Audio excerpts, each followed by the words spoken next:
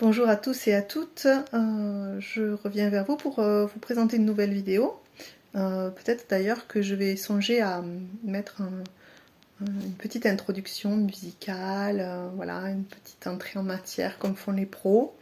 Je ne sais pas encore parce que pour moi tout ça, ça prend énormément de temps et voilà, moi j'ai surtout envie de vous partager ce qui me fait vibrer. Et vous l'avez compris dans la première vidéo puisque vous avez apprécié ce que je vous expliquais. Voilà, donc aujourd'hui j'avais envie de vous parler de l'hypnose régressive, quantique ou spirituelle, trois termes pour désigner la même chose. C'est un travail que l'on fait donc sous état modifié de conscience pour aller chercher dans l'invisible des réponses à des blocages de notre incarnation présente.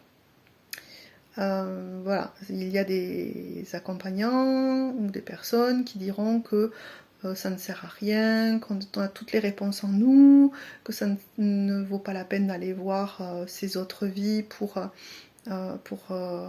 régler des solutions. Bon, voilà. Bon, effectivement, c'est vrai qu'on a toutes les réponses en nous. Cela dit, pour de multiples pratiques, on peut dire la même chose, hein, qu'on a toutes les réponses. Mais parfois, c'est difficile parce que le mental ou l'ego, peut-être même les deux, ou bien pour d'autres raisons, on n'a pas conscience de ce qui se passe. Et donc mettre en lumière avec une technique, que ce soit la psychogénéalogie ou que ce soit avec de l'hypnose régressive ou autre chose, hein, de la kinésiologie peut-être, ou je ne sais quoi, ça permet quand même de voir, voilà, de voir ce qu'on ne voulait pas voir, de remettre en lumière ce qu'on voulait cacher sous le tapis. Donc c'est toujours intéressant, malgré tout, si on se sent appelé par un outil, par une technique, d'aller voir. L'hypnose régressive ou quantique ou spirituelle ne fait pas que du travail sur les vies parallèles, que je n'appelle pas vie antérieure parce que, comme de nombreux accompagnants, on a quand même expérimenté que nos consultants allaient parfois vivre des vies d'êtres magiques, comme des fées par exemple, ou des dragons, élever des expériences d'extraterrestres, ou bien de vie dans le futur, ou en tout cas dans des dimensions où il y avait plus de technologie que sur Terre actuellement. Ce qui fait que on ne peut pas parler simplement de vie antérieure, puisque ça ne se passe pas toujours, pas qu'uniquement dans le passé. Voilà, donc cette spécialité peut aider aussi à apaiser le transgénérationnel, à aller rencontrer, pour ceux qui s'y intéressent, les animaux totems, les animaux de pouvoir, peut aller aussi permettre de rencontrer les guides pour retrouver un appui, un soutien qui peut nous apporter des choses intéressantes, par exemple quand on manque d'estime de soi dans sa vie, et qu'on n'a pas de mentor, voilà, on peut les trouver dans l'invisible. Il peut y avoir aussi un travail avec les défunts, que ce soit des défunts de la famille ou pas d'ailleurs. Voilà, donc on va travailler juste avec l'invisible, avec ce qui se passe de l'autre côté, et auquel notre perception d'être humain n'a pas accès, dans un état normal de conscience. Dans ce travail-là, moi, ce qui m'a intéressée au départ, comme je vous l'ai expliqué et raconté dans la dernière vidéo, c'était le voyage que j'ai pu faire. Bon, moi, au départ, je ne connaissais pas l'hypnose, hein, je voulais m'en servir pour m'aider parce que, comme je vous l'ai expliqué, je sentais que la psychologie parlait de moi, c'était pas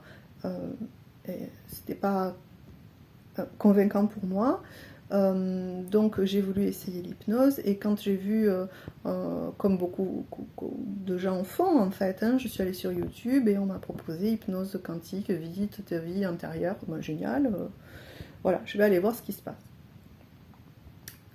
Donc j'ai fait cette expérience et puis ensuite, comme ça m'a aidé à justement prendre conscience de certaines choses, de certains blocages que je m'infligeais à moi-même et sûrement que les mémoires de ma famille faisaient peser sur moi de façon inconsciente, hein, parce que voilà, la famille elle est là pour transmettre des choses, mais parfois bon ben ça se passe pas comme on voudrait, donc c'est difficile de transmettre.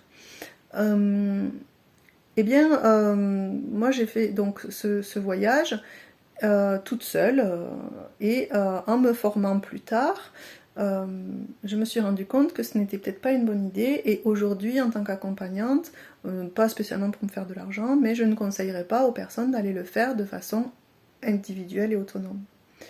Pourquoi ?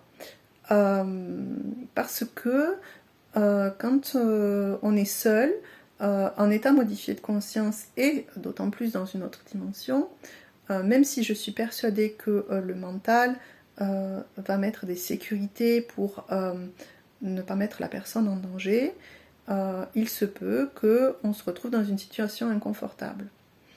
Moi j'ai assisté à des personnes qui étaient en état modifié de conscience avec une jambe cassée, une douleur atroce, ou bien dans un état d'enfermement, dans le noir, avec impossibilité de sortir de là où elles étaient, ou bien aussi en prise avec des entités parce que soit elles avaient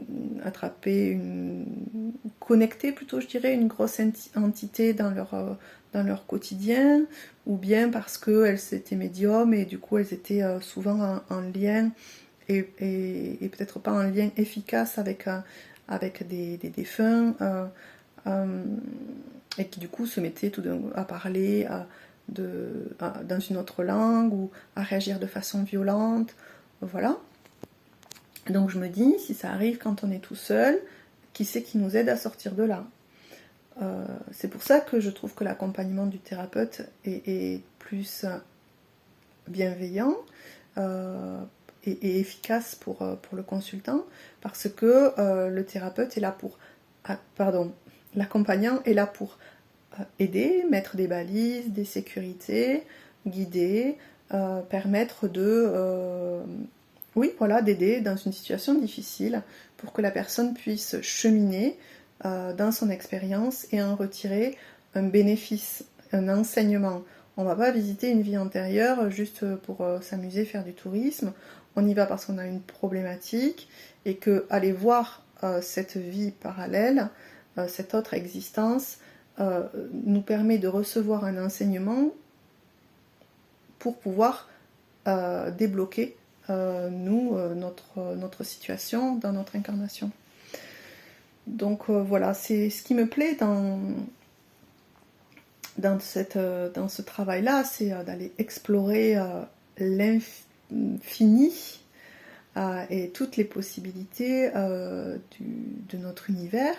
D'ailleurs, bon, il y a plusieurs auteurs qui parlent de ce qui se passe. Donc, il y a par exemple Dolores Cannon que j'ai beaucoup lu, et que beaucoup connaissent, qui a parlé dans ses livres de nos missions d'humains sur Terre, de comment ça se passe avant qu'on naisse, ce qui se passe après notre mort. Aussi, elle a recueilli dans ses livres les témoignages de personnes qui ont vécu en hypnose, qui ont connecté avec des vies extraterrestres et qui ont ramené des informations. Dolores Cannon, à la fin de sa vie, était en lien avec la NASA pour donner justement les infos qu'elle avait recueillies et essayer de faire avancer les recherches sur l'ufologie. Et puis il y a d'autres auteurs depuis longtemps que je ne connais pas, mais par exemple j'ai beaucoup aimé le témoignage de Frank Lobvé qui parle du lien et de l'interaction entre les vies. Il expliquait par exemple que être très malade d'une grave maladie dans notre incarnation ici, dans notre pays en France, aujourd'hui, peut peut-être aider une incarnation qui a cette même maladie dans une autre dimension ou dans une autre mémoire et qui ne peut pas la guérir parce qu'elle n'a pas la technologie et les médecins et les médicaments comme nous on a. Ce qui fait que au lieu qu'elle meure et qu'elle doive revivre des vies jusqu'à ce qu'elle ait solutionné sa problématique et qu'elle puisse continuer sa mission, nous, en guérissant et en portant et en guérissant la maladie à la place de l'autre, eh bien, on va lui permettre de gagner du temps et puis peut-être, sans doute, nous aussi, travailler en même temps sur notre sagesse. Voilà, donc je trouvais ça très intéressant. Il y a aussi Didelot, Fabrice, je crois, de son prénom, qui, lui, a écrit un livre aussi pour aider à connecter avec nos autres vies parallèles. Pas toutes, mais certaines. Et lui aussi qui parle de ce lien, de cette interaction et de cette entraide. Donc voilà, on peut demander à nos autres vies de prendre en charge quelque chose et puis nous d'aller prendre en charge en échange quelque chose qu'on peut plus facilement vivre. Après voilà, la question se pose de l'enseignement et de l'apprentissage. Mais bon, pourquoi pas. Moi j'aime beaucoup cette théorie, en tout cas ça me parle beaucoup. Voilà, je vous ai pas dit, mais aussi en hypnose régressive, moi je travaille maintenant aussi la rencontre avec la maladie justement. Parce que la maladie c'est un petit peu comme la blessure, c'est quelque chose qu'on voit en négatif, qui est comme un fantôme noir. Et moi au contraire j'aime bien proposer aux consultants d'aller rencontrer cette maladie pour aller lui parler, voir ce dont elle a besoin, qu'est-ce qu'elle veut dire, quel est son message. Et en fait, comme cela, pouvoir en faire un allié, sinon un ami, parce que voilà, c'est pas évident d'être malade ou de souffrir, mais en tout cas de le voir avec compassion, avec amour, pour pouvoir vivre avec. Voilà, parce que c'est toujours ça le travail d'accompagnant, c'est pas d'effacer ce qui s'est passé dans la vie des gens, hein. Ce qui s'est passé, c'est passé, mais c'est d'arriver à vivre avec. Et surtout dans le plus de paix possible. Voilà, donc une vidéo un petit peu plus longue cette fois-ci. J'espère que ça vous aura plu et vous pouvez me laisser des petits commentaires si vous avez envie, des questions. J'y répondrai avec plaisir. Et je vous dis à très bientôt parce que je pense que je vais enregistrer une autre vidéo pour Halloween qui approche bientôt. Voilà, au revoir!